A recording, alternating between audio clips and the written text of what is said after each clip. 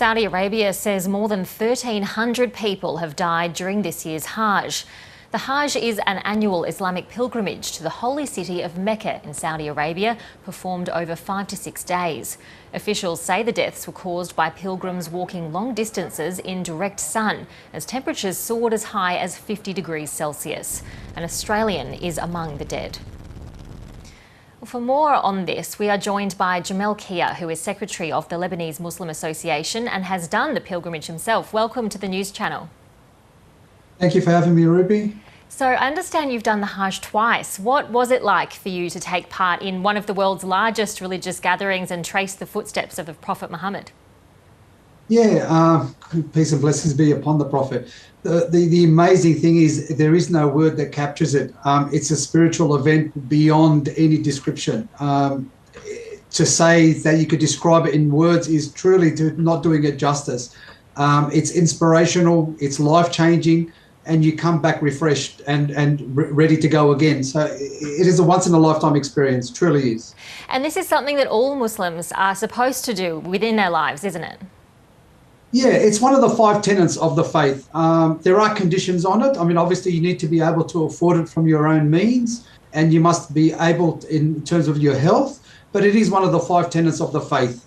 And what were conditions like when you did it? Because we're hearing about, 50 plus degrees Celsius this year. Did you have to face heat like that?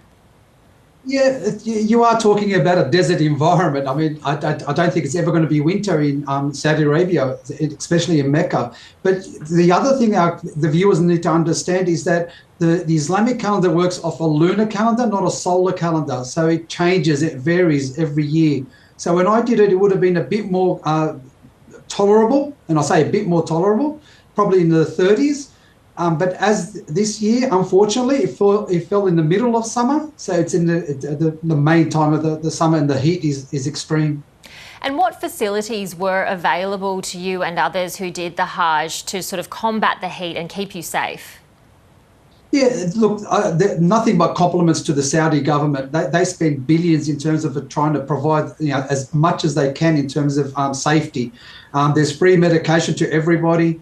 There's air conditioning in all the tents now. As you can see on the screen, there are also water sprayers, and they provide water everywhere you go. So they go way beyond, and they do a wonderful job, honestly, in providing for the safety and the security, given the limitations of the environment and the weather that we spoke about.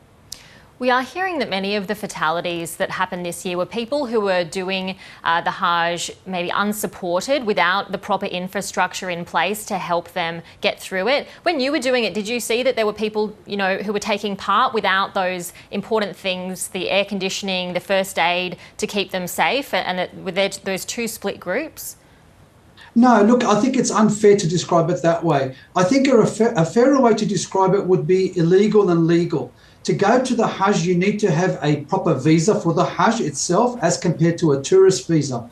What a lot of people do is, because there are limitations on the number that can do it every year, there are people who will enter Saudi Arabia via a tourist visa or illegally, and then attend the Hajj season as an unregistered participant. So the government, to their credit, they won't know whether that person is there or not, and they can't provide that appropriate help in terms of health and water, and air conditioning. So a lot of people, not a lot, but there are people who do enter illegally, given that there are constraints on the number every year, and there is a quota system for every country.